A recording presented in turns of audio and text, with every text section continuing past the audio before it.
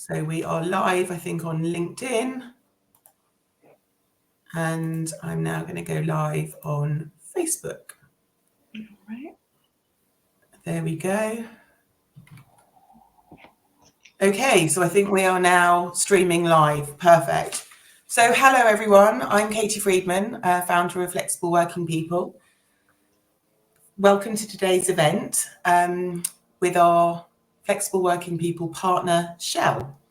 We are streaming live today, both to the Flexible Working People Facebook group and to LinkedIn. So for those of you watching live, welcome. We're delighted to have you join us this morning, or actually this afternoon now. And we know that lots of you will be watching later on replay or on catch up. So hello to everyone who is watching on replay. So I'm really thrilled today to be joined by two of Shell's employees, Stephanie Vera Franco, who is Shell's UK HR Policy Lead for Benefits, and Adriana Konjani, Global Head of Operational Excellence. Welcome, both of you. Thanks very much for having us. Part of it, yeah. So I'm really excited to be doing this because one of the things that we love doing is uncovering companies who have and embrace flexible working, because that's what we're all about. And today we're going to sort of bring to life what working life at Shell is, with a focus, I think, on Shell's approach to flexible working and how you support your employees to have better work-life balance. And really to bust the myths, I think working for large corporates just means presenteeism, burnout, and a very inflexible working culture. And I know that, Adriana, specifically, you're going to talk to, how you work. And I think that people listening might be surprised, but also really interested in the different ways that you've worked over the years and during your time at Shell. And I think that there is this perception that large companies are so inflexible when it comes to work patterns and culture, and many are. But from what I understand, and having worked with you, I know that Shell is bucking that trend and that you are a really innovative and inclusive company to work for. You fully embrace this flexible working, and it's actually a part of your culture, which I think is really important, and it's one of the things that I really want to touch on today. And that's why, as a company, we're really thrilled to be partnering with you and to be doing a session like this, just to sort of, take the lid off and for people to meet people, for the audience to sort of listen to people who work there and to sort of get a better understanding of what it means. So I'm really thrilled to have you both. I'm going to stop talking now and let you both introduce yourselves. So maybe can we start, Stephanie, and then Adriana, do you want to just introduce yourselves and tell the audience kind of what you do for Shell and sort of a little bit of background about your roles? Okay. Sure. Thanks, Katie. So to everyone watching, my name is Stephanie. I'm part of the UK HR Policy and Benefits team, and I look after the policies and benefits that are related to kind of time, flexibility, leave, health, well-being, those kind of policies. Previously in Shell, I've held positions as kind of a generalist HR advisor, so supporting line managers, and I've also worked as a recruiter before. So flexible working is something that's come up in multiple places in my career so far, including in my DEI advisor roles. So it's something that's really close to my heart, and it's something that's really important, and we need to continue to talk about to make sure that people can access flexible working in the ways that work for them. Brilliant. Thank you, Stephanie. And Adriana, do you want to give us a... Sure, yeah. Hi, everyone. So I've worked at Shell for 20 years. My current role is as Head of Operational Excellence. And what that means is essentially I'm responsible for the capability in the organisation, digital and data strategy, performance management, assurance, risk and compliance for our real estate, our corporate travel, and our Shell business operations, which is a global organisation with staff around the world. So my team is global. As you can tell from the accent, I'm Scottish. I'm based in Glasgow. In this current role, I'm actually based at home. So we do not have a Shell office in Glasgow now. So home is my office. My background's in finance. I've had a number of roles across Shell. At one point, I have been completely office-based. When we did have an office in Glasgow, I headed up that office, and that was a kind of 5-day-a-week role in the office. And my roles have ranged from that to completely remote to a bit of a mix in terms of hybrid and truly kind of flexible hybrid mix, which I've thankfully been able to kind of use to my advantage in order to progress my career, but hopefully also in giving back to Shale in terms of my performance. So yeah, lovely to be on board today. Thank you both for being here. So Adriana, we'll get into that a bit more in detail later, but I want to start with you, Stephanie. Do you want to just tell us a little bit more in detail about what flexible working looks like at Shell UK? Sure, absolutely. So flexible working is something we've had in place for many, many years. It's not something that's new to us, and we're always trying to create a culture of flexibility where people feel okay and able to ask and continue in flexible patterns. So we're also a very diverse organisation. So we've got a lot of diversity in terms of lines of business and the type of environments that people work in, and also in terms of the demographics of our people as well. So we really recognise that there's a lot of different needs from the business and also from employees as well. So we're always trying to make sure that there's something that can meet the two needs. We do have a flexible working policy, and it largely revolves around flexibility in terms of a place and flexibility in terms of time. So whether that looks like part-time hours, whether that looks like staggered start and end times, whether that looks like working from an office, working from home, working from an alternative place, there's lots of different options that people have. And it's really up to an individual to understand what that looks like, or in terms of their needs and what would work for them to enable them to balance work and life, and then what works for the business as well. So keeping a really open dialogue with their line manager. There's different ways to implement flexible working. So you can either do that by something more formal. So that would mean something that's in your contract of employment.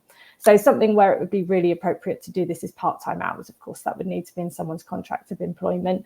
But there's also lots of ways you can work, very informally at home. So, for instance, you can see I'm working kind of from home today. That's an arrangement I have with my line manager, and it's something that usually is quite open. So, depending on what it is, something more formal in the contract of employment or more informally by agreement might be more appropriate. And I think generally what makes it successful is having really strong communication between an employee and their line manager, and having a really kind of trust-based relationship, to ensure that we understand the role, what needs to get done, and how best that an individual can feel empowered to do that. So that's a little bit about kind of our flexible working policy at Shell.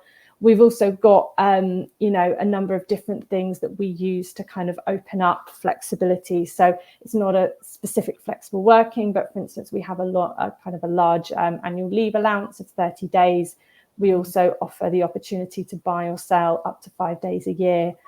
There's things like obviously parental leave, carers leave, sabbaticals. So there's different things that are open to individuals depending on what is the need at that point in their lives or what that situation merits as well. So there's a real range of options that people can pick from. Brilliant. And in terms of leveraging the flexibility, like actually in practice, are plenty of people taking advantage of these, and is flexibility kind of part of the culture? Definitely. So we have a lot of employees. So for instance, hybrid patterns, obviously since the pandemic, is really popular.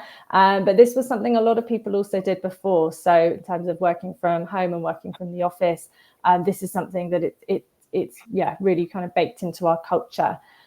We actually, in, I think it was 2021, we released a Future of Work playbook. And what this did is really broke down clearly what flexible working looks like. I think there was a recognition at that point that the world would look different coming out of the pandemic, coming out of lockdown. But what exactly does that look like? And also bearing in mind, line managers are suddenly going to have a lot more questions from their teams as to how do I best support them, and the different needs and expectations going forward as to how we pull together as a team to complete the work activity.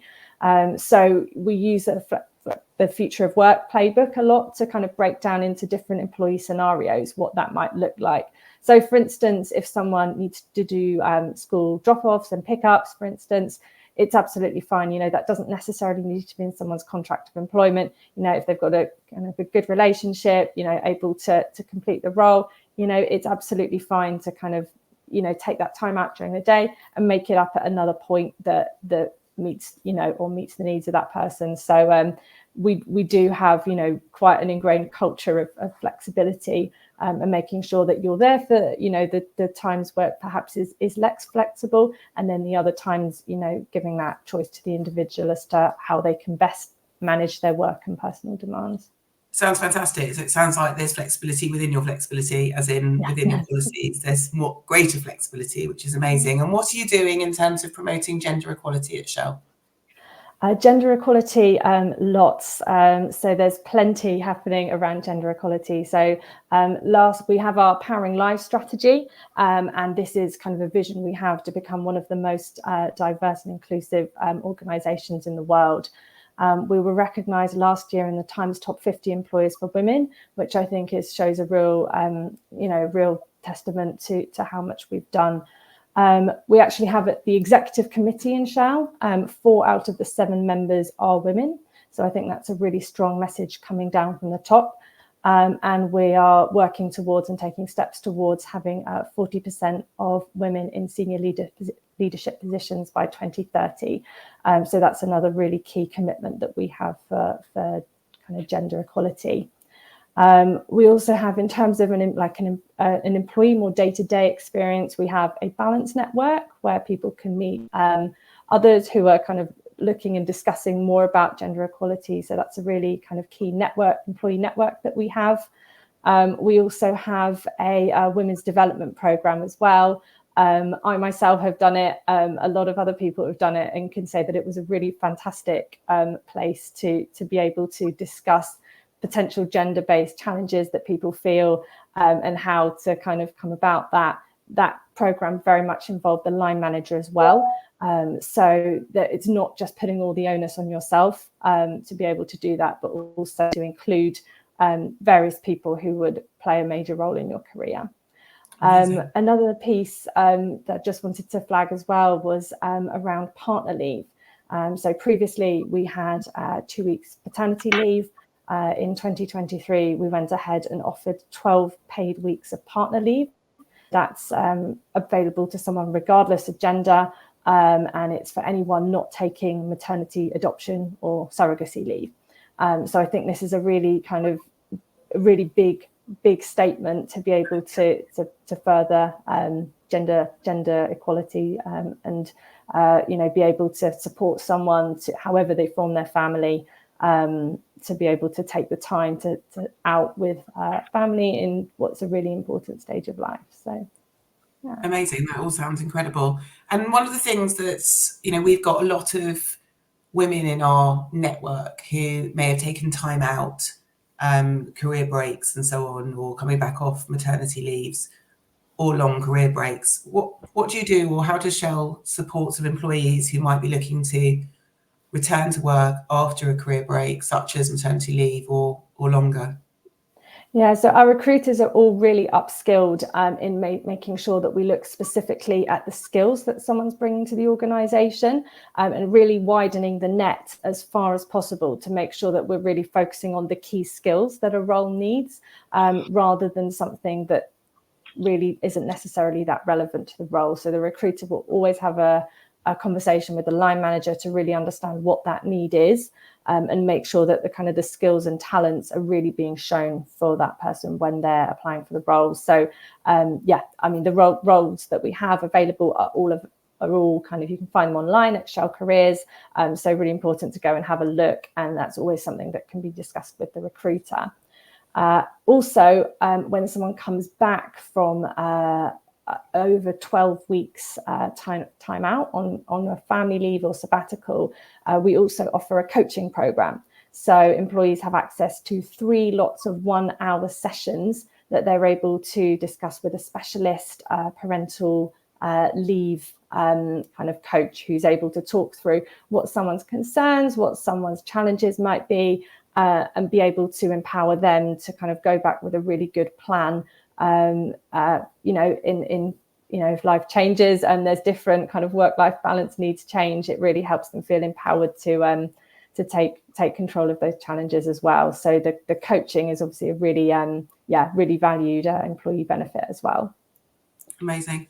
Thank you, Stephanie. I think you've given us a really good whistle-stop tour there of the culture and the types of policies that you've got in place there. And I think, Adriana, we're now going to talk a bit more in terms of sort of what it means to work at Shell and sort of how you've leveraged some of this in your 20 years there. I'd be just interested to start with kind of what you started there 20 years ago. What inspired you to have a career at Shell in the first place? And then you've had so many roles and functions. So let's start there and just give us your experience and what led you to Shell in the first place. Sure. So I think obviously, what inspired me to take a role at Shell 20 years ago was really kind of probably what you would expect, right? I'd always wanted to work for a global corporate, and certainly the Shell brand and the reputation as a strong employer in the local marketplace was the initial big draw for me. Yeah, I think the fact that I'm still here 20 years on, which was quite hard to believe, it's been more about what I've experienced as an employee in the company for 25 years that have kept me here. So a lot of which the pieces that Stephanie has touched upon around that ability to be flexible, the kind of care for people culture that's built in, and bringing out the best in people and enabling people to bring out the best in themselves, supported by the various policies, has really been what's kept me here. The whole kind of we talk a lot about inclusivity and what it means as a female in the workplace, and what has typically been a kind of male orientated industry, but I really can, hand on heart, say that we're walking the talk with that. And I think certainly I'm involved in the Balance Network that Stephanie touched upon, which really looks at that gender equality.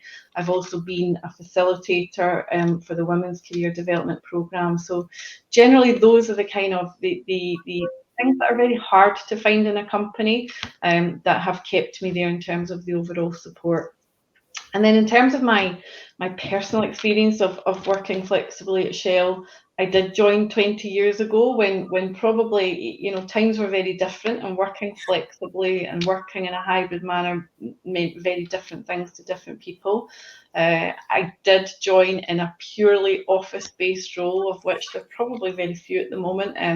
5 days a week in the office, leading a team very much, in that culture of presenteeism, but really was one of the pioneers in actually stepping up and then saying, well, I took after 2 maternities in very close succession, 18 months in between them, I did move to a role which was entirely home-based. And at the time, that was probably quite a hard sell to the company, because I was probably, as I say, one of the pioneers. My manager was quite traditional, and that he was very much kind of presenteeism. So I like to think I was one of those people who kind of led the way in terms of demonstrating that you do not need to be in an office environment in order to perform. You do not need to be in an office environment in order to kind of add value and be productive. And so therefore, I think that in itself, and that willingness to listen to me and to grant me that ability to do a global role working from home with 2 young children, really has kind of helped me keep my face in the game, as being perfectly honest. I think, had I not had that, I think with 2 young children, it would have been very difficult, and it would have been very easy to kind of lean out and put kind of family first at the expense of my career. So certainly, my experience of that was amazing at the time. I was then offered a role to actually head up our office in Glasgow at that point. And that was one of those moments where I thought, this is an amazing career opportunity, but I cannot go back to the office 5 days a week in order to do this role and have that kind of constant juggle between, am I bringing my best self not only to work, but am I bringing my best self to my young family? And that was probably the kind of bold moment where I said, absolutely delighted to be offered this role. However, I would need to keep some element of flexibility and of partial kind of home working that enabled me to kind of do the community leadership, be present in the office when I needed to be, but also be able to put the kind of hard graft and the kind of focused and disciplined work that I needed to do outside the office as well, in order to kind of juggle the work and home life. So I think, those were really key turning points. I probably felt myself that some were more responsive to others. I think some of the policies that Stephanie's touched upon, we really have come a long way, and I would say that Shell as a company are now leading the way in terms of how we're judged, and we're judged on our productivity and what we do.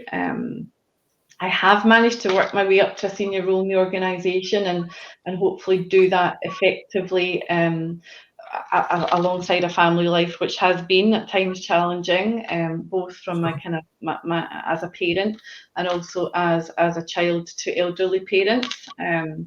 Very recent example was I took my mum a couple of weeks ago to Spain. So my mum's 90.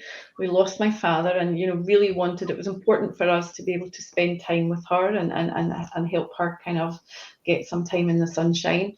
I didn't have enough annual leave. I had bought out the annual leave for the year, but I didn't want to kind of sacrifice family holiday time to kind of have this additional holiday. So again, the kind of flexible arrangement that I discussed with leadership was to take part-time leave for a couple of weeks. And what that meant was I got online very early in the morning. I did 3-4 hours then.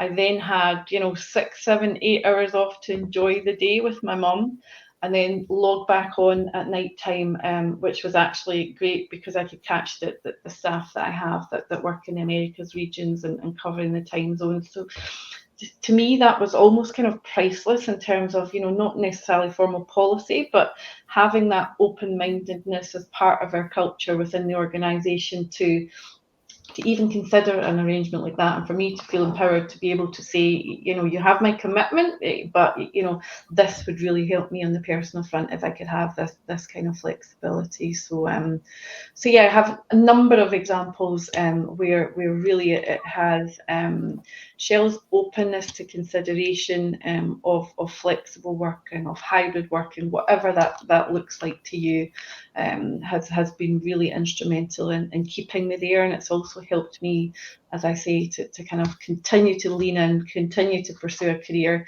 but continue to feel most days that I'm managing the kind of whole work and family commitments well as a result.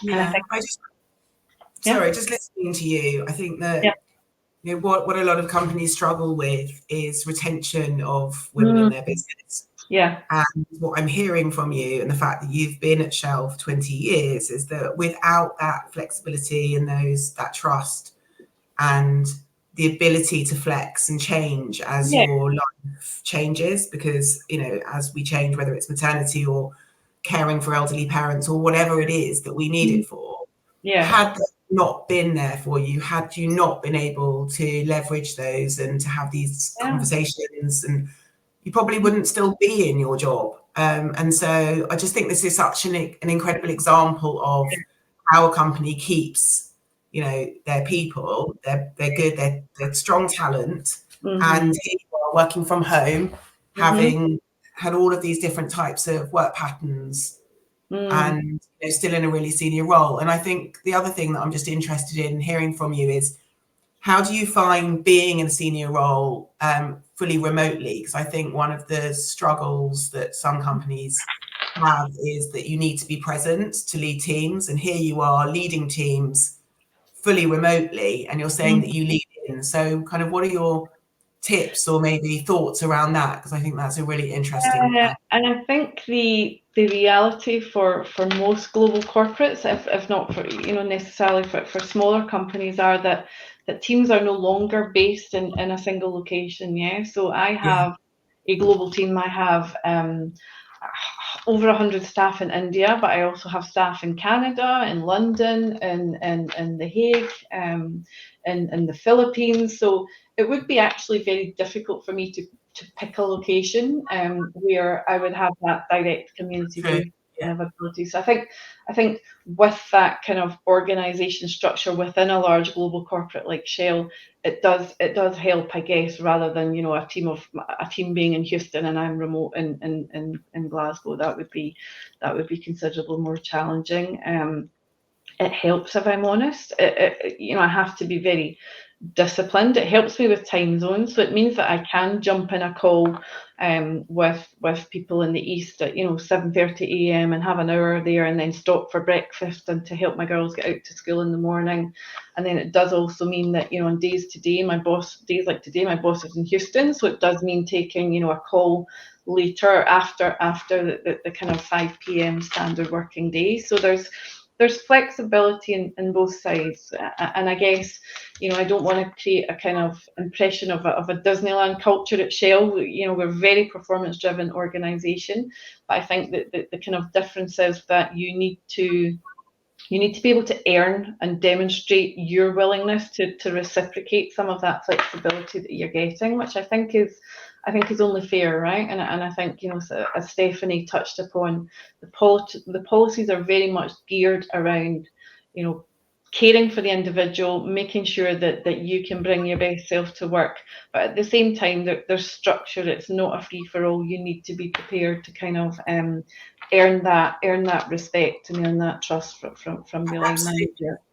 And the key point to that is that it goes both ways, the trust. And so absolutely, as flexible as your company is with you, then there's an onus on you as an employee to also be flexible back, and it's that push-pull. And I think it's having that respect and trust between you. 100%. And I think what it's done is it's removed any barriers to my progression, right? So I'm not saying that without it I wouldn't still be at Shell, but without it I don't think I would have pushed myself forward. It would have almost kind of dimmed my light had I had to be restricted to be 9 to 5 in an office location with no flexibility on hours, on locations, and so from that perspective, it's enabled me to not have that stigma, that barrier as I progress my career. Personal sacrifice, yes. I sometimes travel on the weekends. I sometimes, I'm late home, etc. Because I do visit. I'm not sitting at a desk behind a desk in Scotland all the time. I do some travel, but because when I'm not traveling, I'm in the home environment. That again helps me with some of that kind of personal time management around the travel that I need to do. Great. All right. Well, I think you've both given us a really great insight into how you work at Shell. I mean, for me, I found it really surprising and pleasing, obviously, to speak to a big corporate, because I think, we hear about the, companies like Shell, but we don't really get under the skin of what it's like to work in a company like Shell. So to have two, inspiring females sitting here telling us about all of the fantastic policies and groups and actually, living and breathing what flexibility looks like is really important. And I think people watching this will be surprised. And I know I've got a comment here saying it's really inspiring. It's just great to see this. So I'm really pleased that we've had this opportunity to bring you both in. I mean, we're partnering with you. We're sharing Shell's jobs now in Flexible Working People community and on our jobs board. And I hope that this has really inspired people that, Shell is a great place to work, and you're seeing 2 live examples here and hearing their stories of how it works. And so it makes it more accessible as a company for sure. So before we close, because we've run perfectly to time here, it'd just be really good to close with maybe some comments from both of you for kind of from a personal point of view, why you feel that Shell's a great place to work. And if you were to, give anyone advice or, anyone thinking about a career at Shell, what would your sort of words be? What would your advice be? It's a really good question, Katie. I think my words would be, if you don't kind of share what your needs are, then nobody will know. And I think it's really important to be really open. Obviously, that comes with feeling that you're in an environment where you can do that. But I think the more that you do that as an individual, people will help you to kind of feel that you can achieve whatever that is. So if that's working these specific hours, I think usually line managers will come from a place of, yes, how can I make that work? Providing that the role and the environment can can get to that as well. So I think it's really important to share what you're looking to achieve, and then hopefully the rest will follow in whatever way. So that's what I would say about speaking up, sharing your needs, and working out a place where you can both feel comfortable to agree. So I love that. And before we move to Adriana, I would just say, Stephanie, I think that's one of the big blockers. So people feeling afraid to have those conversations. And I think knowing that you are in a workplace where those conversations are welcomed and encouraged, completely changes kind of the game, because there are so many people who sit in jobs and they're kind of afraid and nervous to be having those conversations at all. So to hear from a company that says we want to have those conversations, we're open to those conversations, is a game changer. And Adriana, what would you say? Yeah, completely echo what you've said, Stephanie. I think, being bold, actually stopping and thinking, what would it take in order for me to be, performing to the best of my ability, and kind of, coming from that place, then making sure that you're speaking to the right people. In terms of why would you come to work for Shell, of course, everything we've spoken about today, but genuinely think that we get a lot of press, some of it more positive than others, but it's a tremendous company to work for. I see how they care not only for the people, but we care for the planet, and we're really having the opportunity as people working in Shell to drive the energy transition, making sure that it can provide energy for now, but also provide energy and the right types and the right mix of energy for the future generations behind us. So truly, great company to work for. Okay, well, you've left me feeling really inspired, and I hope people listening too. So thank you both, Stephanie and Adriana, for joining me today. I've really enjoyed listening to you both and hearing your stories. I'm sure you've inspired lots of people listening and given them a real feeling for what working at Shell looks like. So I'm going to leave it there. Thank you. If anyone's got any comments, you can drop them in the thread underneath this, and we'll post it if you're watching on replay. And thank you again. All right. Thanks for listening, everybody. Thanks so much for having us. Thank you. Bye. Bye. Thanks, everyone. Bye-bye.